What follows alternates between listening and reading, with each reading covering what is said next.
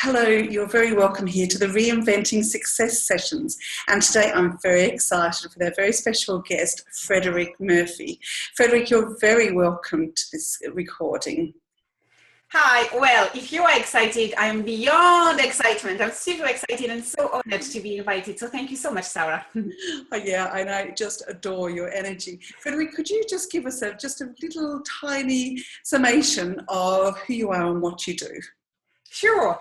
So as you mentioned, and as we're going to hear across this interview, so I have an accent and I'm pretty sure we're going to talk about it later, but my name is Frederique Murphy, which actually is a clue of what's to come. And I'm the founder of the Maintain Moving Mindset platform, where I inspire and equip leaders to move through extraordinary change.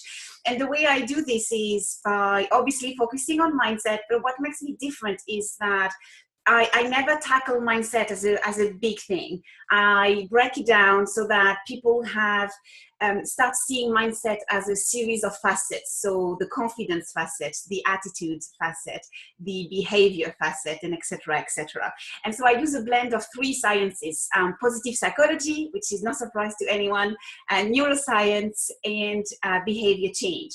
And as a mindset strategist, I go and work everywhere around the world. I'm really, really flattered and honored with that. And I keynote and train and consult. That sounds pretty amazing, as you are very amazing. Now, in this series I get you to get a snapshot of what your life was like a certain period before. And with you, chosen 17 years ago, back in 1999, when I presume, I haven't asked you this, I presume your name wasn't Frederique Murphy at that time. It was. It was. My real name. Oh, so here you go. That's brilliant, because I imagined it was your husband's name. No, born a Murphy, proud of being a Murphy, living in Ireland, and I was. So let's go back 17 years and you can fill me in. You landed as Frederique Murphy.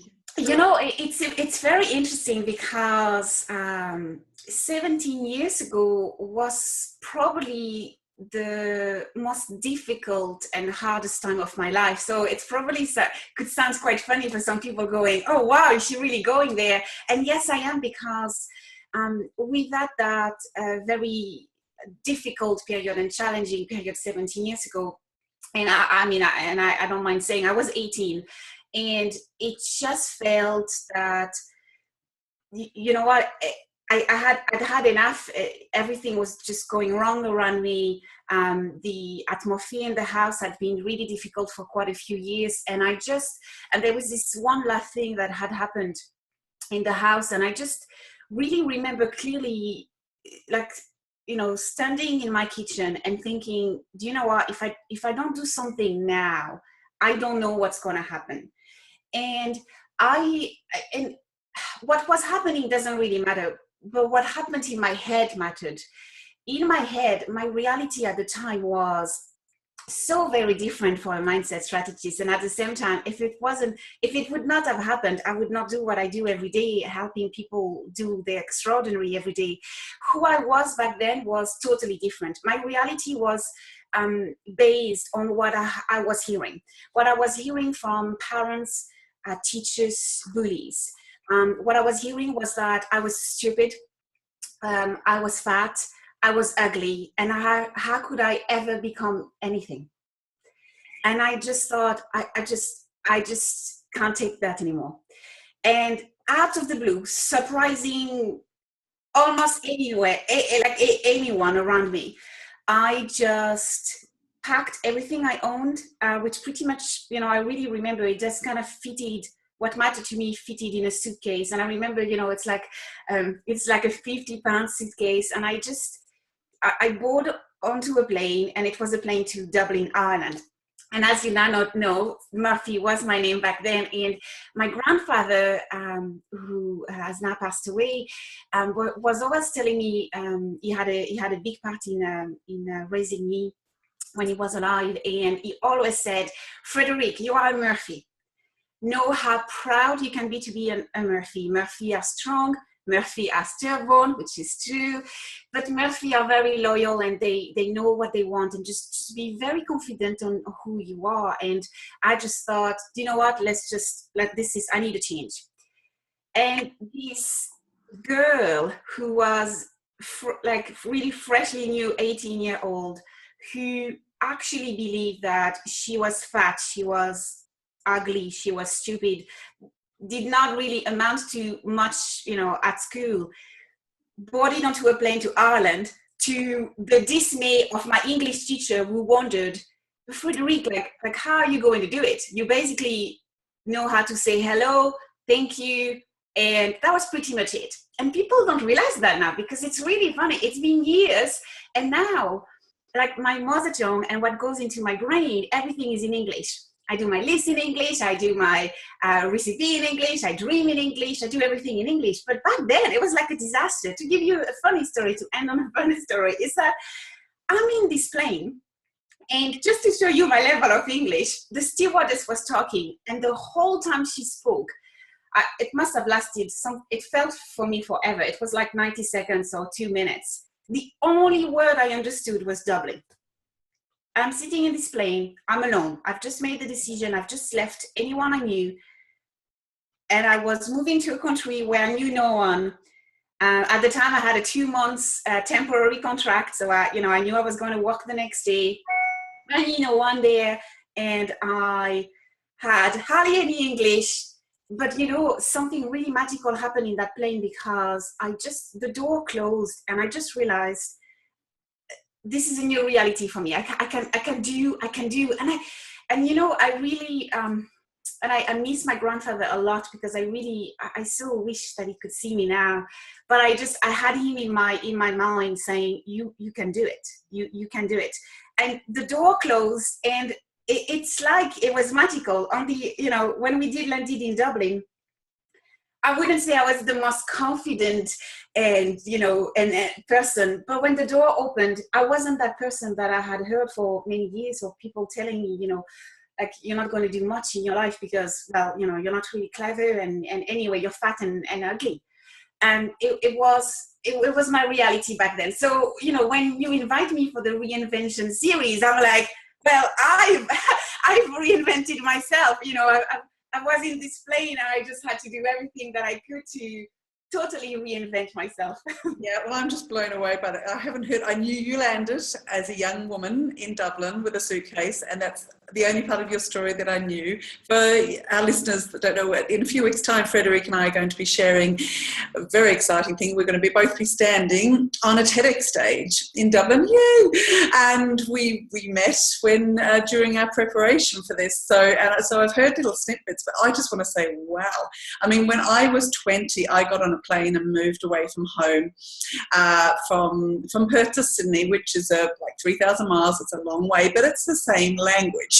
And I knew, like, I was moving into working as a nurse, so I knew I would have that community straight as soon as first day on the ward. I knew there would be a dozen other nurses that I could connect to. But for you, as an 18-year-old girl getting on a plane and going to wow, all I can say is wow. Wow, and wait till people hear where you've got to now. So let's fast forward to now. And I'm not quite sure how you're going to surmise everything, what has been reinvented. Let's start with your, let's just talk about your work, the work side of your life, because I know you've got a whole other side of your life, but the work side of your life, how has that reinvented from that 2-month contract to what you do now? Yeah, so that's it's kind of nice, isn't it? Actually, it feels lovely to be able to share this with you, and I hope our listeners are going to, to take something from it. Wow, fast forward 17 years ago, I am the owner and CEO and founder of Frederique Murphy, Mountain Moving Mindset. And it's been 9 years now. So 9 years of heading my own business and doing absolutely every single day what I do, with who I want, where I want, when I want, which is exactly what I want to do. So from that 2 months contract, to summarize quickly, 2 months contract. Within a month, I had done such a great job that someone in the sales department, it was really split at the time, and we were I was kind of downstairs in the admin, and then someone in the sales heard, hey, did you hear what this girl did? They had given me a project, and I just had done everything that actually was very natural to me, and the word spread. The next thing I know, she just came to me downstairs, and she's like, I heard about you, and I really could do, I really could have someone like you in my team. Do you want to sign and have a permanent job? And so that was within a month. So then I knew, and then I just thought, like, I'm never coming back. I just felt there was nothing to come back. And anyway, I just felt the person I had left did not exist anymore. And I stayed, and then a few years later, we're made redundant. The company, the entire company closed, and then find another job whom I love. And I think I was just, I guess I always knew that I would be an entrepreneur, and I think I just needed to wait for my mind to really believe, which I know we're bound to talk about more belief later. And so a couple of jobs, 3 jobs later, and I was like, you know what, that's it, I'm ready. And it was, before my 30, I think I had this, it's funny, sometimes you know the things and you never really realize, but I kind of knew, you know what, by the time I'm 30, I will already be an established business owner. And I was by the time I was 30. And so that was a real fast forward. But I really believe every single thing that have happened has really made me who I am now and who I was then when I launched the business. And it's funny, sometimes some people ask, and it's not the question that's funny. I think it's the way that I reframe things. And I think that's why I'm a mindset strategist, and I can help people with this, because like people ask, what do you regret, or what do you wish would never have happened, or if you knew now, what you now know, how would you have done it differently? And the truth is, maybe on some level, if you are thinking that everything is really dreamy and they are like elephant in the little pink tutu in the sky, in this world, yes, maybe I can answer this question. But in the real world, I now know that I am in a place of gratefulness for absolutely everything that has happened, and every single one of my bullies, and every single one of the people who have raised me in their way that they could at the time. Being made redundant, and just going to another job, and every single thing that has happened has made me who I am now. So when I step on stage, I often know, I've been there, done that, and it makes me stronger. So I never want to rewrite my past, because without it, I would not be the person that I am today. Yeah. So what stages are you stepping on? Give us a little snapshot. So I mainly work with leaders, as I said, and the underlining thing is that every single one of us, we are all leaders, but the particular market I really resonate with are corporate executives and entrepreneurs. So my primary market is organizations, and I open conferences for them, quarterly sales meeting or annual conferences, and do opening keynote. My most popular one is called Lead Beyond the Edge, and it's about that beautiful thing that come together when you just go as close as you can to the edge, and you just take your power from there. It's past your comfort zone, so it's really entering that post-fear thing. So it's doing everything beyond the edge from, and obviously from the mindset and with the science helping on how we can do this. So conferences, a lot of things is behind closed doors. So sometimes it feels, I was there, but I can't share anything because it's a lot of, it's private clients. But I also do, I would say maybe 20-30% I do public events. So obviously, like we now know each other, in a few weeks, really, really exciting. So we're not sure when any of you are going to listen to this, but then you may, when you listen to this, then head over to Sarah's TED Talk and meet my TED Talk, because we're gonna do this, which I know means something really special to both of us. And then, or in a few more weeks, to give you an idea, I'll be in Barcelona at a meeting planner and event industry professionals, 18,000 people. And I'll be one of their main speakers. So really excited, and just to take them beyond their edge so that they can do, the extraordinary. Yeah. Wow. I just want to keep saying, wow. And in this time, for that young woman that arrived with the suitcase, what's your relationship with, islanders? Is Ireland home now, or how often do you travel back to France? No, as little as I can. I just because I was so broken, and I know now I come from a place and a smile and an energy, but I really was broken, and for me it's still a lot of pain and grief, and when I landed here, and I know we say that, and maybe some people say, oh, it's it's cliche, but I just felt at home. It was so welcoming.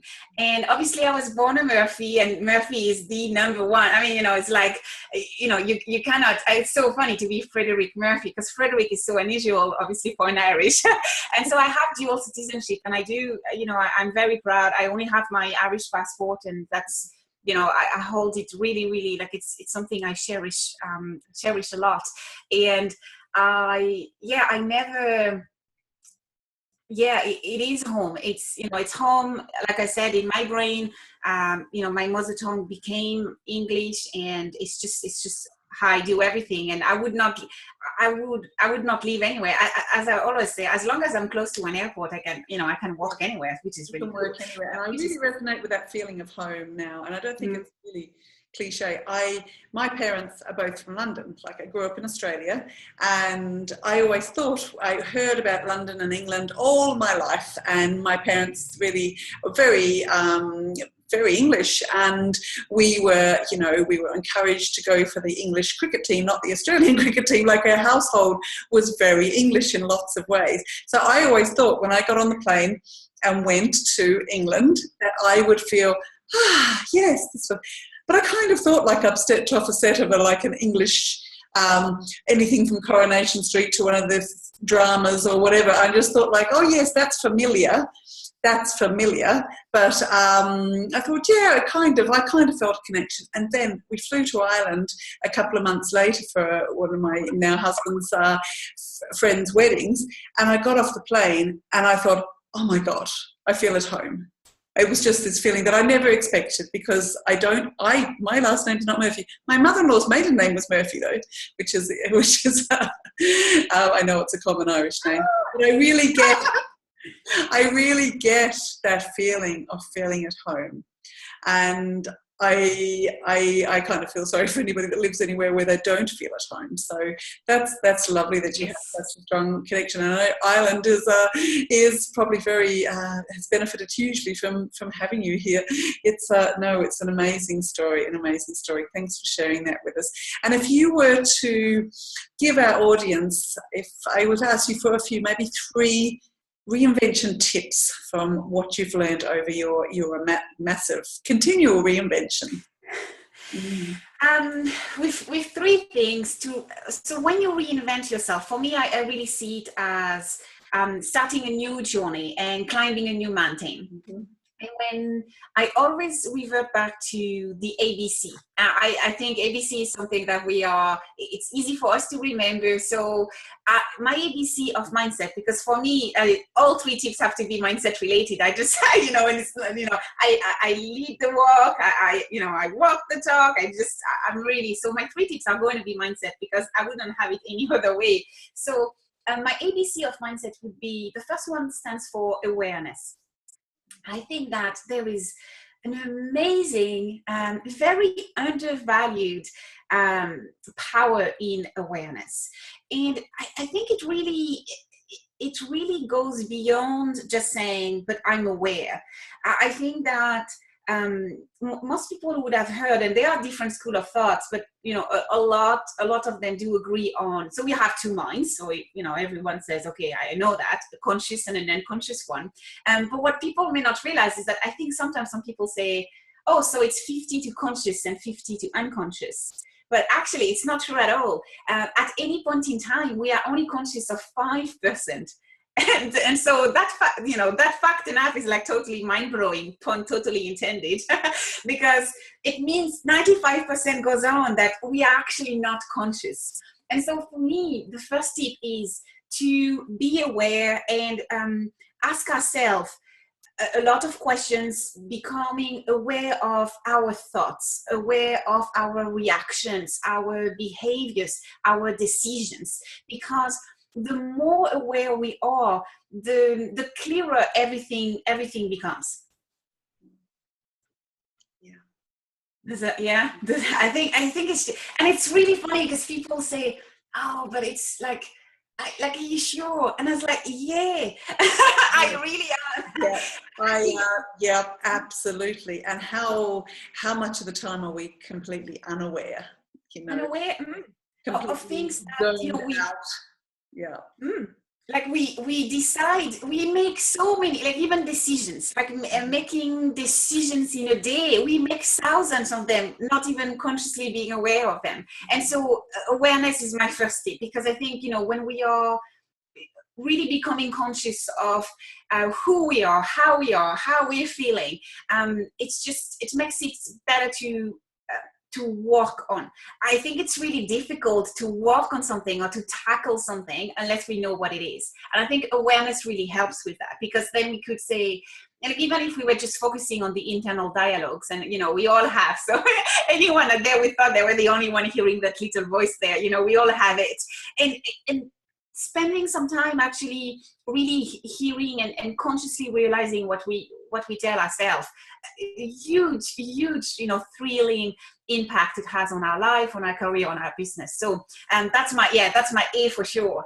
My B is for belief. See, I told you, I knew we were going to go down back to belief. I flagged it here on my notes, but I knew we'd get back to it because it's so I knew it. I mean, our belief, really, isn't it? We are what we believe. Yeah, we are. Everything that happens in our life started first in our mind and in our brain. And so our belief, and to keep things really, really easy, we have two types of belief, and that's it. The serving one and the deserving one. And some people may have heard of the term the limiting one. So they are the ones that are limiting you, as in they are deserving you. And here it's tying back to awareness, the amount of belief that, I've had those, I'm sure I still have some, where we might not even be conscious that we operate and we think and decide and react based on a belief that is not true. I mentioned the three things that I believed was a true reality. It took me years to get away from thinking that I was stupid, fat, and ugly. And, and it's not a shallow thing. It was everything. It was my self-worth, my self-esteem. I just could, it was like I could not do anything. But of course not. I was stupid, fat, and ugly. Who would want me? Who would want? That's belief. That's belief that I had built with what I was hearing, the way people were treating me. And so that's totally deserving. And so with B, it's about your belief. It's about consciously, and then, it ties really nicely with the awareness, is when you reinvent yourself, check back with your belief, ask yourself. And, very often our brain is wonderful and absolutely fascinating. And we'll tell you, we'll reply back. I know it's you, you will reply back to yourself, but there's nothing crazy about it. You just need to ask the questions. Very often I ask people, say, well, how do I do this? I would pick one thing. So for instance, confidence is a big thing for women and pretty much anyone. I think, men may not talk about it as much, but confidence or self-worth. And, if if you were to start, take a piece of paper and a pen and, write confidence in the middle, and then just do a brain dump of, what comes. Can you actually really write, I am confident? And if you start writing it and you find yourself a little bit icky about it, why are you so icky, and what comes? And you just, continue to do this brain dump, and suddenly you may remember, one of your teachers or someone that had said something like years ago. So belief, my second tip for sure with reinvention is you want to spend time to make sure that you get rid of the deserving ones, so that you are really supported, so that when you go on your journey and when you go on your mountain, and as you reinvent yourself, you're very supported with your belief. So that, as I said, to make something happen, it needs to happen first here, and then we can make anything happen. So that's my B. Yeah, I love that. I just want to circle back there to the confidence piece that you mentioned, that little tool of how to just question that. Could you go through every area of your life and just say, where am I not confident in my finances? Where am I not confident in my relationships? And use it to detect those. Do you just call it I'm so used to calling them limiting beliefs. You call it undeserving beliefs, are they? Or deserving. Deserving. Oh, so they're not serving you, deserving. Yeah, I love that. Yeah, that's really, really powerful. Yeah. That's my B. What's the C? What's the C? What's the C? So when you are reinventing, and this one is really funny because sometimes people may be surprised, and then actually it makes a lot of sense. It's clarity. It's get clarity. I found, as funny as the sentence that I'm going to say is going to sound the first time you hear it, actually hearing it another time actually makes a lot of sense. It's really difficult to achieve anything in life, in career, in business without being clear. It's like,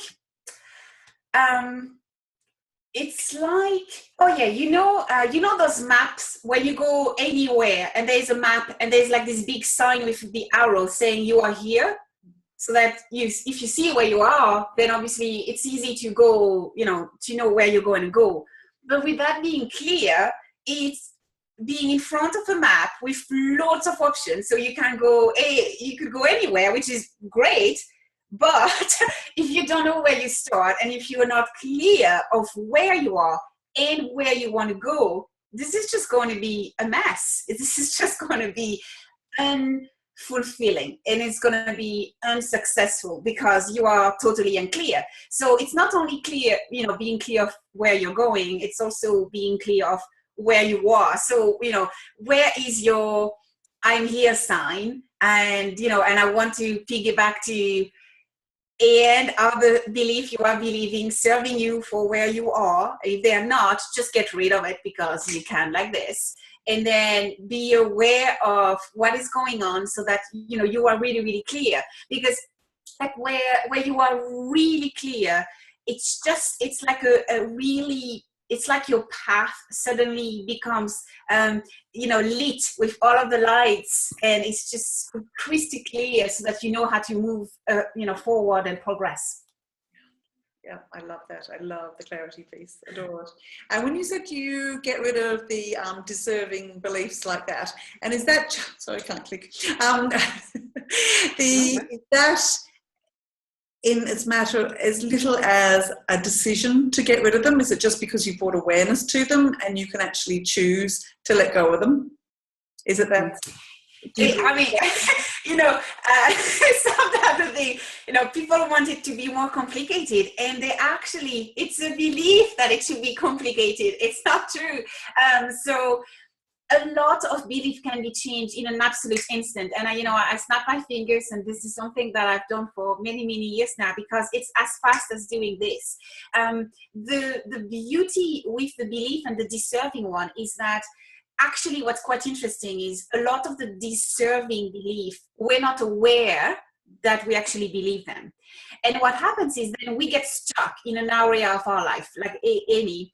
And then, for instance, walking, and I know it's not one of the tips, but definitely that would be one, walking with a coach, walking with a strategist would then help, that person who is stuck, noticing, and then by drilling, finding the belief.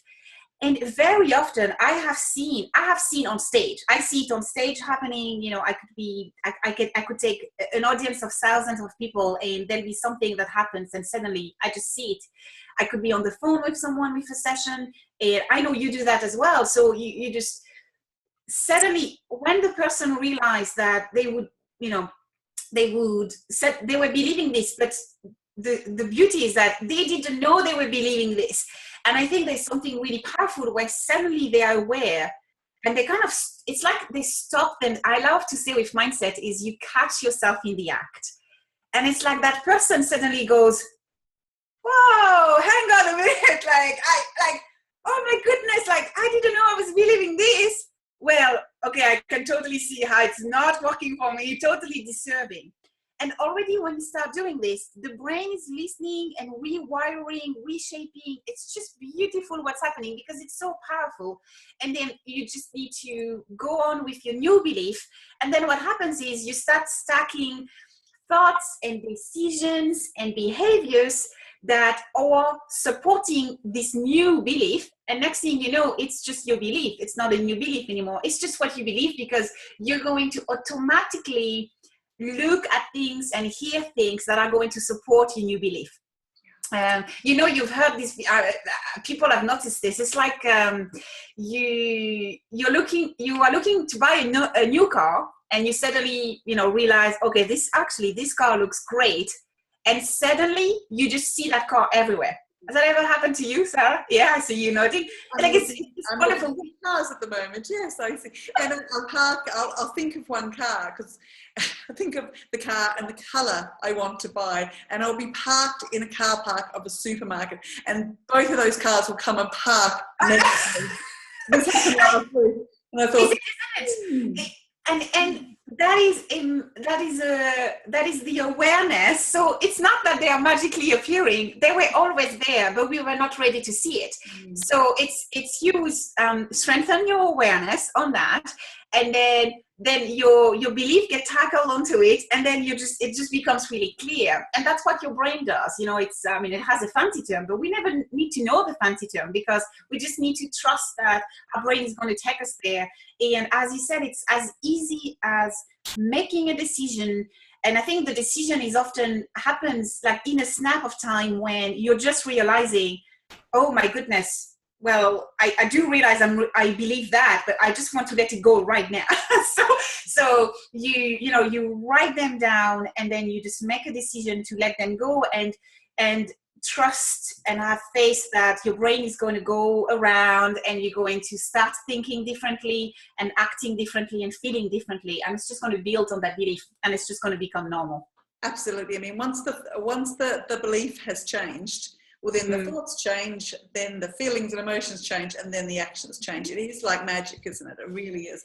And when you really question, because people just hold on to that truth that they believe that is so true. And you're like, is that really true? And once they really catch themselves, because they don't really, and I suppose part of their roles is to hold up that mirror to somebody. And what I'm really getting from you, Frederique, is that it can be simple, I think. And I think it's a belief that I work on with people a lot, that it actually has to be hard to reinvent yourself or to get exponential change in your life, to change your reality there. We have to do so much.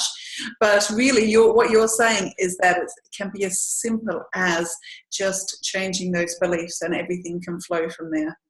Yeah, I think there's such a power in simplicity. I love simplicity. I think it's extremely empowering.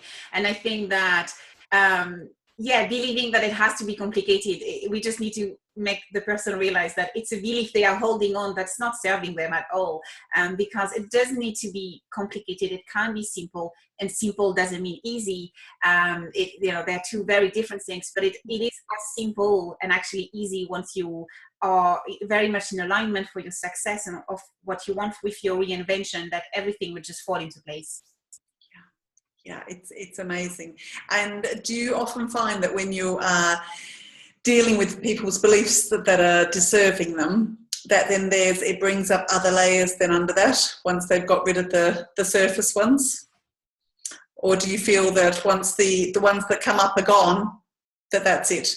You find there's more? as time goes on, as maybe particularly as people get more successful maybe in their business? I think that my philosophy on this is that there is constant reinvention and constant maintain climbing. The belief, the clarity, the awareness that has brought you to be able to climb that one mountain you've picked and to reach the top are going to be different from your next one and that next one. And actually I'll tease now our listeners, but you've got to go see both of our TED Talks, because now we're going to be talking about it. But this is part of what I'm going to be talking about. And I just think that there is the thing where you need to it's a continuous journey. And as much as some people want to be able to say they do their 1 hour session and they are sorted and fixed forever. No, they are sorted and fixed for their clarity right now, their path right now, and their mountain right now. It's almost like if you think of maybe running. So we'll just pick an example, or even walking. The belief of you being able to walk or to run or to jog a 5K, you may have it now, but it's going to be very different if suddenly you start thinking of a marathon. It's going to stretch you. It's going to go. And so my philosophy can be done where I believe we have this edge around us. We have 4 edges at all points in time. And living beyond the edge is about leading our life and our career and our business where we are always pushing those edges, because the furthest we go, the bigger our goal becoming in every aspect of our life. And we continuously need to go back to our ABCs to make sure that we are supported for where we want to go. Absolutely. I just adore that. Yes, it's so valuable what you're saying here, and I can't wait to re-listen to this and hear what you're saying again, because it's brilliant, and it's brilliant in its simplicity. That's so powerful. Yeah, no, thank you so much. And just before we wrap up, I would love to know something I ask all my guests in this Reinventing Success series is, what is your definition of success? For me, success is living on purpose. I could go on and on about a definition, but for me, it's living on purpose. It's doing what you want, when you want, where you want, with whom you want, at any point in time. And that's really tightly linked with living on purpose. Has this passion element. I'm sure anyone can see that I'm a very passionate person. And it's also linked to our values. And so as different success definitions, and that's what it's great about this question, because I'm sure every single one of your guests always reply something different. Success is going to be very different. And so my success is linked to the values of me knowing that every single day I go on and I lead my life and I lead my career and I run my business in the way that I'm proud of my values, and living on purpose for me is that. So that I call it the test mirror, where I just want to be able to every single morning wake up and be able to look at myself in the mirror and still be proud, smiling back, which means that I did not think anything that I didn't want to. I did not make any a decision that I didn't want to. I did not act any differently that I would do it, because that would not be on purpose. And that really drives me on my success. Living on purpose for me is creating this wealth. And I know we'll have some people that would have never heard of me. So just in case I need to say it, when I say wealth, because I know any of my M3 Power community members, they know that when I say wealth, I'm way past the cash. Yeah. This is not wealth for me. It's actually, my wealth definition is how, and I love him, Henry David Thoreau. Actually has a wonderful quote about wealth, and he says, wealth is the ability to fully experience life. And I think that's what I mean by wealth. So living on purpose, because living on purpose helps me create my wealth, which for me is my success. No, yeah, that's just magnificent, and a fabulous place to wrap up. Frederique, I want to say a massive thank you. This series will be available on my website on thesarahleather.com. But how can people find you if they'd like to find you? I will link your website below it, but if maybe they're looking at it on YouTube or somewhere else, so where can people find you, Frederique? Well, and thank you. This is an honor for me and a real pleasure. So thank you, Sarah. Very easy, as we said. Everything has to be simple. So frederiquemurphy.com, all in one word. And this is really where it's the Mountain Moving Mindset birthplace, and you can get a ton of free resources, articles if you like to read, podcasts if you like to listen, video if you like to watch. Anything that helps you move mountains will be on frederiquemurphy.com. That is wonderful. Thank you so much. Thank you so much, Sarah. Thank you. Bye for now.